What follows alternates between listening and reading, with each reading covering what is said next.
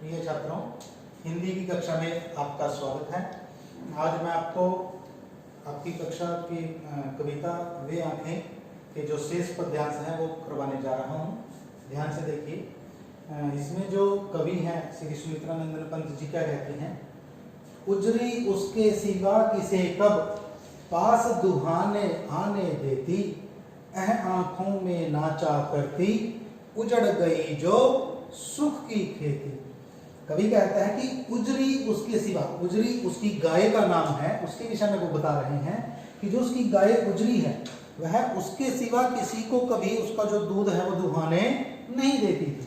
पास आकर के कोई भी दूसरा व्यक्ति उसका दूध नहीं दूध सकता। अरे आंखों में नाचा करती, अरे आह भरी है उसने जो उसको याद आ रही है अपने जीवन की पिछली स्मृतियां, पिछली यादें। फिर कहते हैं आंखों में नाचा करती, उसकी आंखों में नाचा करती क्या, उजड़ गई जो सुख की खेती, जो सुख की खेती थी उसके जीवन में, जो हरियाली भरी हुई थी, जो खेती थी उसकी, वह उजड़ गई है।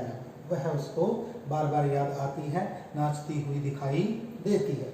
अगले पद्यांश में कवि कहते हैं कि बिना दवा दर्पण के घरनी स्वर्ग चली आंखें आती भर, देख रेख के बिना दूध मुही बिटिया 2 दिन बाद गई मर।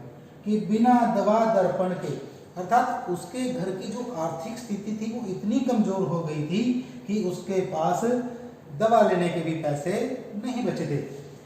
बिना दवा दर्पण के यानी कि बिना दवा के, दवाई के बिना, और दर्पण से अभिप्राय देख रेख के बिना उसकी जो घरनी अर्थात उसकी जो पत्नी है स्वर्ग चली, अर्थात स्वर्ग को सिधार गई, मृत्यु हो गई उसकी। आंखें आती भर, उसको याद करके उस किसान की जो आंखें हैं बार बार भर आती हैं। देख रेख के बिना, अर्थात अब वो देख रेख नहीं कर पा रहा था किसकी, दूध मुही, दूध पीती हुई एक छोटी जो बिटिया थी, वह भी उसकी एक दूध मुही, दूध पीने वाला छोटा बच्चा, उसकी बिटिया उसके घर पे थी। उसकी पत्नी के 2 दिन बाद वह भी क्या गई, मर गई। फिर अगले पद्यांश में कवि कहता है, घर में विधवा रही पतोहू लक्ष्मी थी यद्यपि पति घातिन, पकड़ मंगाया कोतवाल ने डूब कुएं में मरी एक दिन। अर्थात घर में विधवा रही पतोहू, अब उसका पुत्र पहले मर चुका है, उसकी पत्नी मर चुकी है, उसकी जो छोटी एक बेटी है वो भी मृत्यु को प्राप्त हो चुकी है। उसके घर में अब एक विधवा पतोहू, उसकी पुत्र वधू, विधवा पुत्र वधू रह गई है। लक्ष्मी थी, यद्यपि उसका नाम लक्ष्मी था, यद्यपि पति घातिन, परंतु पति घातिन कह करके कवि उसको संबोधित करता है वो इसलिए क्योंकि तत्कालीन समाज में स्त्रियों को एक विशेष स्थान हमारे समाज में प्राप्त नहीं था।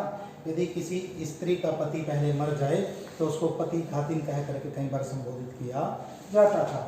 पकड़ मंगाया कोतवाल ने, कोतवाल ने क्या किया, उसको घर से मंगवा लिया और इस शर्मिंदगी की वजह से वह डूब कुएं में मरी एक दिन। एक दिन वो भी कुएं में डूब करके मर गई। अगले पद्यांश में कवि कहता है, खैर पैर की जूती जोरू न सही एक दूसरी आती, पर जवान लड़के की सुध कर सांप लौटते फटती छाती। कवि कहता है खैर पैर की जूती जोरू, जोरू माने पत्नी। मैंने आपको पहले भी कहा कि तत्कालीन समाज में कवि की जो ये शब्दावली है इससे स्पष्ट हो रहा है कि तत्कालीन समाज में स्त्रियों को कोई विशेष दर्जा प्राप्त नहीं था, अर्थात पुरुष के मुकाबले स्त्रियों को अधिक सम्मान नहीं दिया जाता था। इसलिए उसके विषय में कहा गया है कि खैर पैर की जूती जोरू, कि जो जोरू है, जो पत्नी है, उसको पांव के जूते के समान समझा जाता था, जो कि एक अच्छी बात नहीं है। न सही एक दूसरी आती, अर्थात एक न रही तो दूसरी आ जाती है, ऐसा मान लिया, ऐसा कहा जाता था।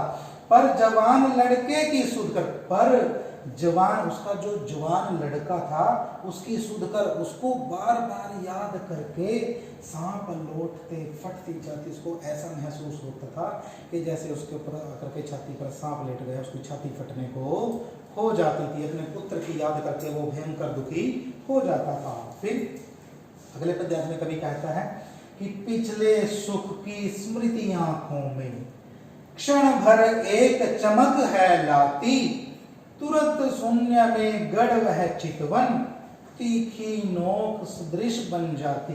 अर्थात पिछले सुख की, अर्थात पिछले सुख की जो स्मृति में यादें, पिछले सुख की जो यादें हैं, अर्थात जब उसका हंसता खेलता परिवार था, उसके पास उसकी जमीन थी, लहराती हुई फसल थी, सब कुछ सुख की जो उसकी पिछली यादें हैं, उन यादों को याद करके वह क्षण भर एक चमक है लाती, उसकी आंखों में एक क्षण के लिए एक चमक सी आ जाती है।